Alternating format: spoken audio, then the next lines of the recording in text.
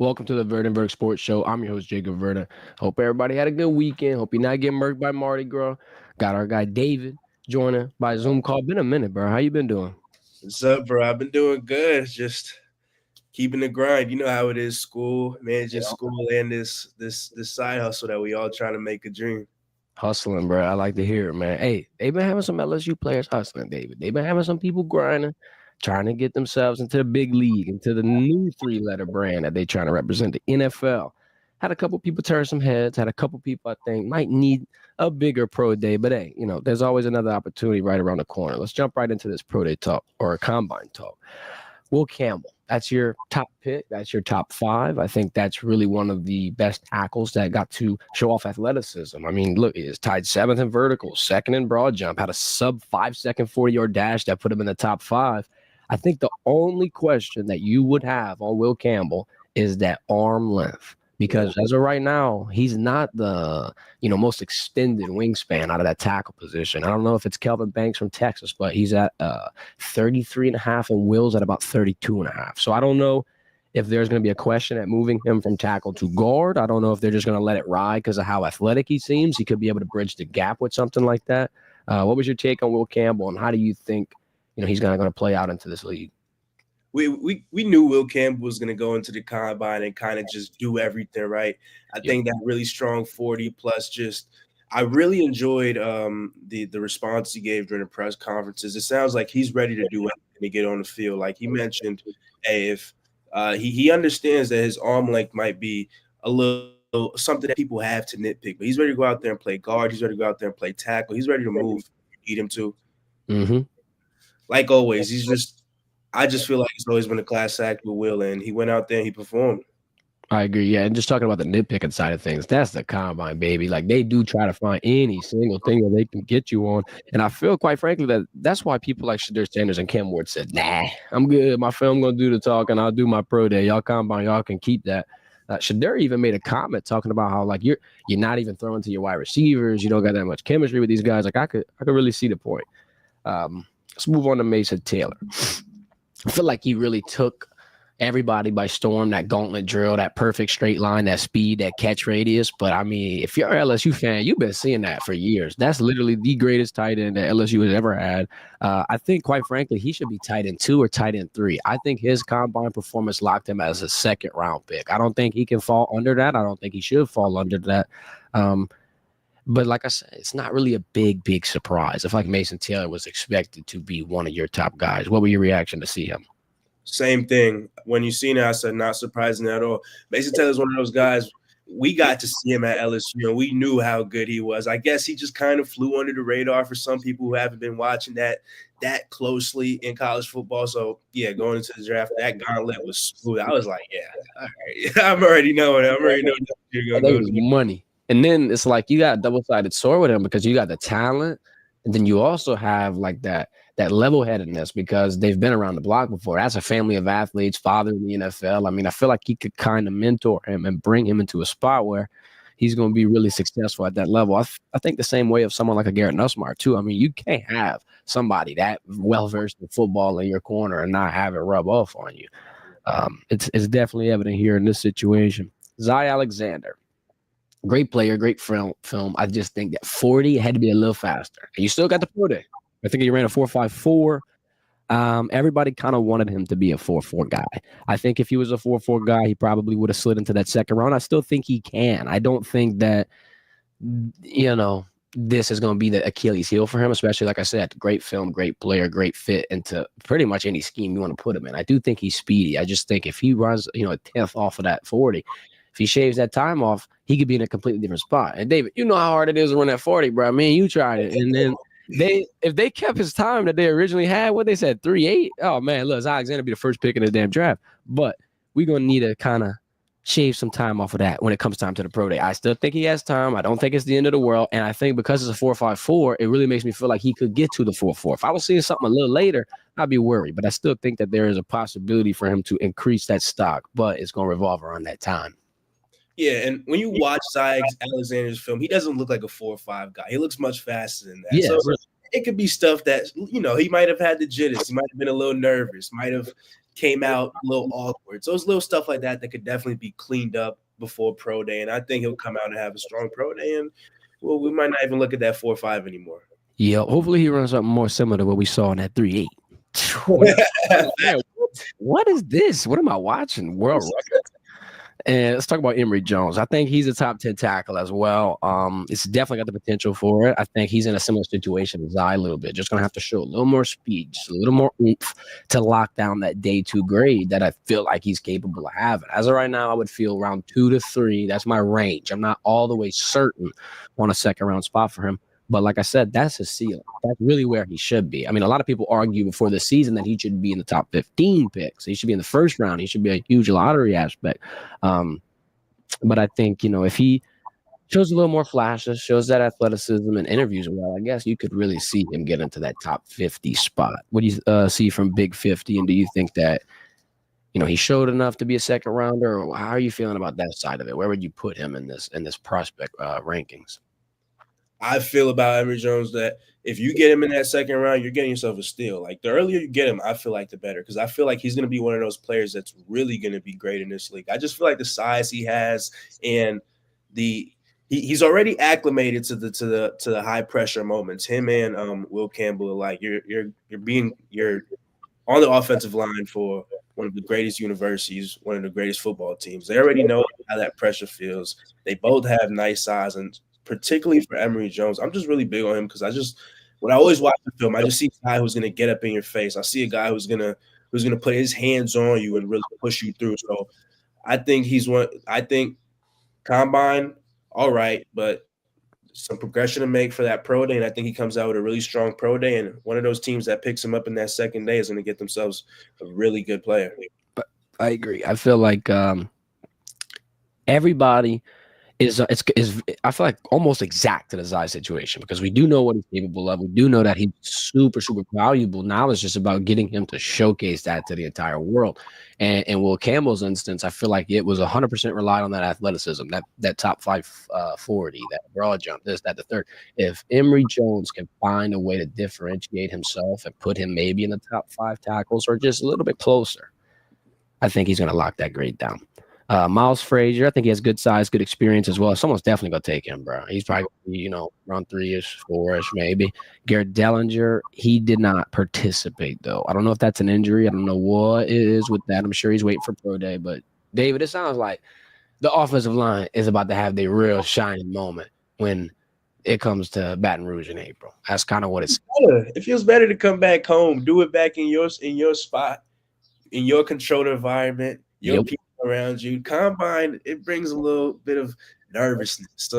You're like, I'm around all these scouts. I'm around the best of the best. You might mess up a little. You might get in your head a little.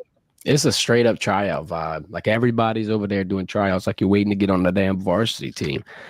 Let me bring up Braden Swinson. We talked about him on Friday. I had to give him some love. I just want to double down on my take. I really think Braden Swinson could be the best prospect LSU has to offer any team. I'll further explain. Number 2 in the 20-yard shuttle. Number 3 in the cone drill. Obviously had a great combine. People are raving about him as a top 50 pick. I've seen him as slated as early as a second, top 10 in the second round. I just think that with the way that football has kind of evolved today, especially at the professional level, you got to have a surefire potential, prospect at edge. You always got to have an edge. You always got to have somebody that can get to the quarterback. And Braden Swinson, I think, is the most underrated defensive player in this class. I feel like this defensive class is so stacked. There's so many names. There's so many people that some of these go under your nose and you kind of just don't learn about them, don't find out about them. But then when they come to the combine and place top 3 in all the important statistics and all the important measurables, now everybody has them rising up the draft boards. It's one of those situations, again, like with Zai Alexander. LSU fans know what he's capable of. Now you just got to get him to package it up and present it to the scouts, to the fans, to this, to that. If he can stack this up at the pro day, I think Braden Swinson's also a second-round pick. I think he's an early second-round pick, and I'm going to go as far as to say when it's all said and done, out of this draft class, that man could be the best player. I'm going to go as far as to say that. That's not crazy to say. The way Braden Swinson stepped up this season was insane. The plays he was making, the just aggressiveness he was showing on that defense. He was truly one of those players that was bringing back that nasty, grimy type style LSU defense. That this performance that he did at Combine was perfect because now these scouts are like, oh wait, who's this guy? And they check the film and they see an absolute dog. So I mean, we knew this. Like I feel like we got to say this about a lot of LSU players. Like we knew this. Like these dudes are nice. Exactly. My top two underrated going into this was exactly Braden and Zai. Those two players did not get enough coverage, did not get enough hype. I really thought if Zai came in and burnt and blazed at 40, that he'd be in the same situation too. There's still time now. I think this LSU Pro Day will have a big, big impact. This, like, I know last year we had Jane Daniels and Malik Neighbors and Brian Thomas. We had a lot of names. This ain't going to be as, popping and as big, but they still got a lot of talent where I think damn near every single NFL team's coming back. LSU's Pro Day is always a spectacle. It's always one of the most watched and one of the most attended. I don't think it's changing this year. I don't think so. Let's talk a little bit more combine. I got a couple of notes here. The quarterbacks got to throw yesterday. And I thought Jackson Dart had a good showing. I'm not going to lie. I've been a little skeptical because I'm watching all the Senior Bowl hype, and I kind of used the same analogy where, like, you see that video during the summer and everybody reacts poorly off of one clip, but then the contrary happens and now you see a good clip and everybody becomes prisoners of the moment and now they get hyped off of that. It's kind of like the Zach Wilson Pro Day throw. It's like sometimes I think, one or two moments might get over exaggerated. So I was kind of trying to pump the brakes a little bit and just, I want to watch it play out. And at the combine, I feel like he had a good showing. I feel like he kind of, showed that the proof is in the pudding and kind of is putting him as one of the better quarterbacks in this draft class. And I mean, it's a tough class, David. It's kind of like, it's not thin, but who the top two are. And after that, you can't really pick who the third one is. I don't think you can really go wrong after that. Quinn Ayers, I wasn't a huge fan of him. I didn't think that he had a great day. I thought he had some inaccurate moments. I mean, he did have some accurate moments too, but they were running those little curl routes at like the second or third throwing drill right after that go.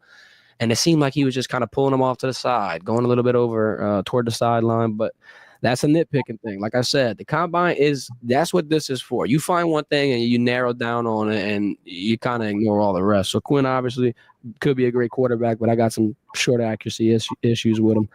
Luther Burden, that stock is up. That stock is all the way up. Luther Burden could have been one of the best wide receivers in college football for that matter. The speed that he's got, that 40, he ran a 4.42, but they clocked him at 22.8 miles per hour. Good Lord. I ain't trying to get in front of that. I'm not trying to get around that. Ain't no way. The only way you stopping that is you jumping on and holding on. Last note I got for the 40s, though, I really expected Zaybon to come out and run something nasty. I thought he was going to come out and cook. I mean, Zay Worthy was saying, that's who's going to break my record. Like, yeah, I broke it this year, but hey, Texas got somebody else coming up. And then here comes Zay. And Matthew Golden, his teammate, outran him. His teammate was faster. Shout out to him. He ran a 4.29 and Zay ran a 4.39. But that's not the Texas wide receiver everyone was expected to be the top wide receiver, the fastest 40. What were your combine takeaways and just how do you feel about this whole overall draft? Going back to that quarterback point at Jackson Dart, I feel like I also agree. He had a pretty good performance, but I really like what Shador said about you go out there and you throw. You're not even throwing to your teammates. You're throwing to dudes you probably have no chemistry with. So, I'm not saying Jackson Dart should have like sat out and not thrown. I feel like for guys that are kind of on that edge, you should go out there and throw. Let the scouts see that, hey, I still got it. This is what I bring to the table. But like, if you have that option, if you have that option for those future quarterbacks coming up to kind of just sit out, wait till the pro day, just throw with your guys. I feel like you guys should just utilize that some more. I think that is a fair point. You don't want to go out there and you're used to a guy stopping on a certain step, turning on a certain thing. You got all these different kinks in your head on how to throw, and you go out there and you act a fool, man. You don't want that to happen. Also, I thought Isaiah Bond was going to do something. I thought he was going to give me some money. I was looking at the slip. I was looking at the odd. I was like plus 350. I was like, Let me take it. Let me cast a hook out there. Yeah, I kind of was thrown off by that when I was watching all the 40s and I was just sitting here like definitely not gonna run faster. Like Will Campbell, that man straight up ran faster than me. 315-pound Will Campbell would burn me. I ain't even gonna lie. I ain't running no 498. And if I am, I'm gonna be on the couch with an ice pack for about an hour, maybe even a whole damn day. I ain't even gonna lie to you, David. Hey, whatever team gets Luther Burden, They're getting a dog. Dog. Underrated dog as well. I feel like that's a SEC wide receiver who has consistently had production. I mean, yeah, he's with Brady Cook and they had a nice running game with Schrader for a while, but I feel like that Mizzou team, right, when they turned that corner, it was a lot to do with the role and the abilities of their skill players, and especially Luther Burden. He's going to be a nice pick.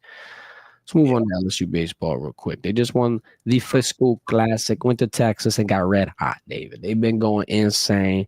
Yesterday, they jumped up 7-0 lead in the second, 12-8 victory over Sam Houston. Chase Shores earned the win. He's 3-0 on the season, had 5 strikeouts in 5 innings. Shout out to him. Josh Pearson, most outstanding player, hit a 6.67 batting average, 3 doubles, 7 runs, whole series. The homers for yesterday, Ethan Frey and Steven Milam. I'm gonna just go ahead and say Ethan Frey's bat is hot right now. That's a guy that has been consistently, when he has a moment, he's stepping up to play, letting that thing rip, and he's seizing it. They're returning Tuesday from North Dakota State, 6:30 p.m. in the box. They back and go ahead, watch your baseball, soak it all in. Number 2 team in the country, probably gonna be the number 1 when it's all said and done. David, I think that they have turned over a new leaf from last season, and last season wasn't horrible. It started rough, and then you kind of got to get into a little comfortable groove toward the end of it. And I mean, you're kind of making some noise in the SEC tournament for a little bit. I think this year, though, you got a lot more confidence on that pitching staff. You got a lot more consistency, rather. I mean, last year that was kind of your weak spot. That was kind of your spot where you were worrying, and I think you're not really worrying as much this year. You definitely got your ace. You definitely got your guys that can fall in suit afterwards. And then the offensive production has been phenomenal. I think Jay Johnson's got himself another decent squad that could probably push into Omaha and potentially win it all. I ain't gonna lie. I'm sniffing and drinking the LSU Kool-Aid right now. Bad. dude. I every baseball season, I'm just amazed on how Jay Johnson does it, on how he just accumulates a squad and now he builds a new program every time. Because it's so hard with the transfer portal now to even guarantee that you have success the next season. You Yep. have a great season, you have a championship season. You really don't expect another chip for I don't who knows how long. A Because hot minute. it's hard. It's hard to bring guys back, especially when I just really love the program right now. I love the roster. Everybody just feels like they're clicking. Yep. Game by game, I'm seeing everybody get more comfortable with each other. We knew that this was going to be there's not a squad that's going to have 50 home runs in the first 20 games or anything, but they're a squad that's going to get on base. They're going to run that thing, and they're gonna consistently play good and outplay other teams, and that's what I love to see right now. And they were an extra run away in that game that they lost to having an entire comeback and still being undefeated. They had that 4-run stretch in that ninth inning, lost 5-4. I mean, yeah, that was a rough spot, and yeah, that was a rough game. But all in all, you still had a puncher's chance. I mean, LSU seems like they're always arm's length away from a victory, and it seems like, quite frankly, the only people that stop them is themselves. Like, I think that if they continue to put out the output that they've been doing, and they can just consistently find a way to ball on people, to consistently get your innings, or innings closed early with your pitching staff, that 5 innings, 5 strikeout deal, it's pretty successful. I feel like if Chase Shores can continue to be your ace, you got some guys to lean on, you can roll out that same pitching format. You're getting a win on Friday. Now you just got to split one on Saturday or Sunday, and you coming out of that series with a W. I think that they're going to be able to keep this going. Switch over to women's basketball. Now, David, I am not too sure that women's basketball will be able to keep this going. I'm not going to lie. Every time I watch, I'm confused. I'm worried. And I think that there is a real possibility if we host a national or NCAA tournament in Baton Rouge that they could potentially not make it out of Baton Rouge. I'm getting worried about that. I'm not going to lie. The way that the team has kind of started to play seems like they're hitting a wall. Obviously, the Flau'jae Johnson sitting. She's going to sit because of that injury. We kind of been talking about it for like a greater part of a week, really. It seems like she slowed down production. It seems like there was something going on. Obviously, this happens. I've been preaching for Kaylin Gilbert to get plugged into the starting lineup. I know they want her to run the second team. I get the value in that, and that's beautiful. I just think sometimes best players, best moments, got to ride the hot hands. KG getting into the lineup. Poa came in at 2. I feel like it was a pretty decent backcourt. I don't know. I feel like it was pretty good. I don't think that it's going to stay like that naturally. I just think that Flau'jae at the 2 and KG at the 1 puts you where you have your best scores in rotation. Like during the season, it kind of made sense to feel it out and watch how it played out. But right now, when you're in March Madness and when you're having trouble with offensive consistency, I just think you might have to make a change.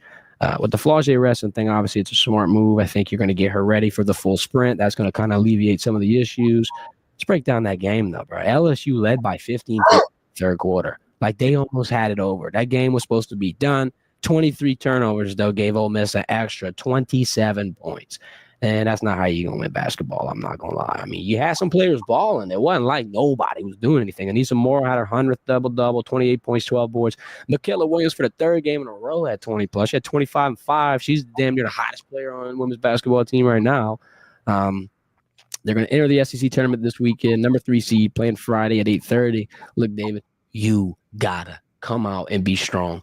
Beat everybody. If you get matched up with Tennessee, you got to murk Tennessee. If you get matched up with Kentucky, you got to bust them. Hopefully, Alabama, you can get your spoon back. Maybe even go against South Carolina. You got to show some muscle right here in this tournament. I know Flauger's sitting. I know that there's a kind of a crutch that you could lean on. You got to start picking that momentum up. It's looking like this right now. This is the crescendo that I'm watching. I needed to start doing this. How are you feeling about it? And what would you say about this current situation? Any game that you have 20 plus turnovers, I'm expecting that you're going to lose that game. 26 to 27 turnovers is rough. Oh, what? Huh? I said, oh, what? Yeah, right. Like a quarter just came from that, bro. Like, golly, that's free. And it's like the teams, like, there's some, like you said, there's a wall that the team's hitting. And it's an inconvenient time. But I think it's right time. Let Flauger sit a little bit. Mm-hmm. Kind of let this team kind of break through this themselves. Let the players go through this. Find out, get out through this hardship. Right in time for March Madness. And I'm saying, like you said, they got to come out hot. They got to come out concentrated. Got to play concentrated basketball. It's the little things that – because basketball is a game of, like we said, it's a game of momentum. It's the small things that you pick up on, and I'm turning the ball over, turn the ball over. It's like that. We're down 15. We were just up 20. So it's about fixing those small things and playing a complete game. I would like to say I'm super confident in the team because, you know, this is my squad. I love them. Mm-hmm. There's doubts. I have doubts. There's a lot of strong competition right now, but I don't think it's like destroyed right now. 2 losses in a row. That's kind of rough. But this is a perfect time for LSU to come out hot next game and remind everybody, hey, this is LSU lady. This is Lady Tigers, Lady Basketball. We know what we're doing over here. And I trust Kim Mulkey. I mean, she's been around the block. Damn, she owned the block at this point. She's been walking around it over and over and over and over and over. She's comfortable with it. I do think, though, there will have to be a point in time where a lineup change is intact. There is more efficient players at that point guard spot. And I know Flauger's at 2, and I feel like even if you put her at that, you do have some options. But that point guard, I'm advocating for Kaylin Gilbert. I'm advocating for her to get that starting role. I get it. Second, sometimes KG get into that starting position too. Like you said, you can weigh it out at the start, but around this time, you use the best player. Especially when you're watching this kind of like fall off of production at the guard spot. I mean, if you want to have a direct correlation to why you're turning the ball over so much, why you're losing leads, why your offense can't really have production, you need a more efficient point guard. And I think I can tell you who it would be. But you do have to address that second unit aspect.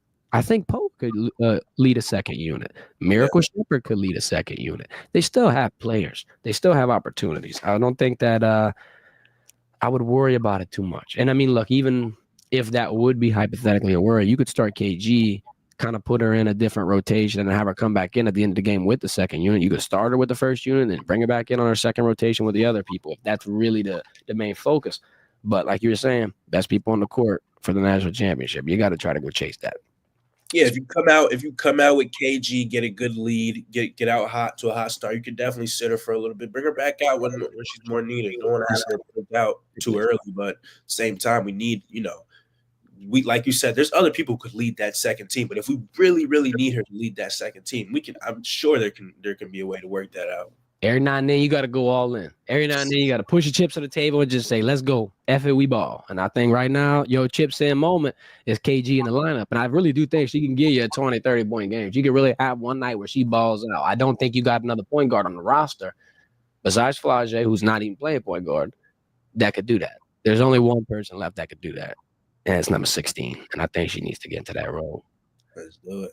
Let's switch to that trade news. I mean, look at this. Everybody take this in for a second. Debo Samuel and Jaden Daniels. Do y'all even want to see this?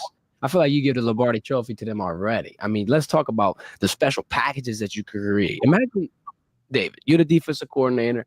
This is the run game that you're scheming against. Jaden Daniels, Austin Eckler, Brian Robinson, and now potentially Debo Samuel. You know what that sounds like? Hell.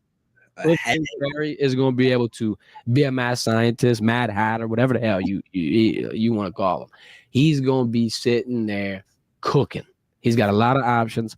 Jaden Daniels got a huge second weapon. Honestly, could be the damn first weapon. Terry McLaurin's a dog, but so is Debo Samuel. And I really think it's ironic because at the beginning of the season, if you had to ask me, would there be a 49ers wide receiver on the Commanders? I would have said yes, but I would have said yes because of Brandon Ayuk. It was supposed to be Brandon Ayuk. And now it's Debo Samuel. That's a left turn. I ain't gonna lie. I wasn't anticipating that. Brandon Ayuk's probably sitting there in San Francisco like, what the hell? Like, hey, that's my boy. I should be with him. Yeah. No, for 5th round, them boys got a steal. Dumb boys got a steal. And I have. I said, wow, okay, so what? Debo been looking a little fat. You let him go for a 5th to JD? Oh, man, you guys know what you're doing. NFL knows what they're doing. They got to let the script cook a little bit. I said, okay, you got to get him another piece. Man, and the trade values are so bad. I'm not gonna lie. You really don't get anything today. Even in the NBA, bro. We can take it to a whole nother sport. Look at the Luka Doncic trade. You don't have much value when you have somebody ready to hit the bricks like that. You can't really recoup much. A 5th round pick for Debo Samuel, you would need a top 20 pick in the 1st round to be able to try to draft somebody that's going to replicate that energy. 5th rounder, I just think that's going to be a flyer. I ain't going to lie. I wouldn't have took the deal, but I'm not in San Francisco. I'm not John Lynch. I'm not in that office. What I am is excited for Jaden Daniels. I do think this is going to put him in a situation to continue to have the production he's having and to continue to have defensive coordinators not know what the hell to do. You're going to have to guard 2 wide receivers. You're going to have to guard 40 running backs. You're going to have to guard all kind of things. They're going to 100% drag people out. This could be a Super Bowl contender all too early. I ain't even going to lie. I'm a toot my horn already. I got to. Hey. I feel like the only other thing I could see in terms of an NFC team making some noise, I'm going to go ahead and be a little biased. Green Bay Packers, bro. Come on. I'm hearing DK Metcalf. I'm hearing Josh Jacobs pushing for a wide receiver 1. I'm thinking they locking and loading. I ain't even going to lie. How do you feel about your Giants? What you think they need to do? What's the quarterback situation going? What's going on with that? What's the move? Y'all want Derek Carr? Is that what I'm hearing?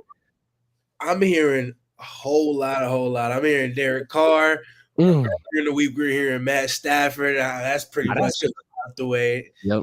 I don't know what we're doing with the quarterback stuff anymore. I just think what we need right now, we just need to start picking up some pieces, picking up some small pieces. We don't got to – not everything has to come through the draft. Let's get some dudes. Let's get some dudes in free agents. Let's acquire some more pieces for that offensive line. We have a strong defense. Our defense was actually pretty good beginning of the year. And our offensive line before injuries was pretty solid. We just need to get rid of some depth.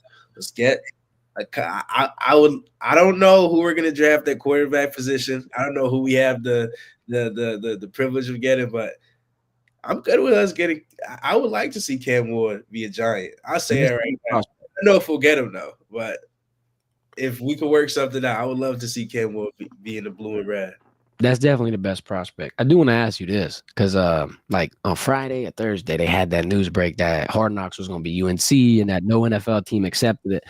Everybody was talking about, oh, the Giants and Saquon Barkley ruined Hard Knocks. I want to hear your reaction to that whole scenario where Saquon gets traded, goes to the Eagles, damn near is an MVP candidate, and wins the Super Bowl. Was that bittersweet to watch, or are you proud of him? I want to hear your reaction to that.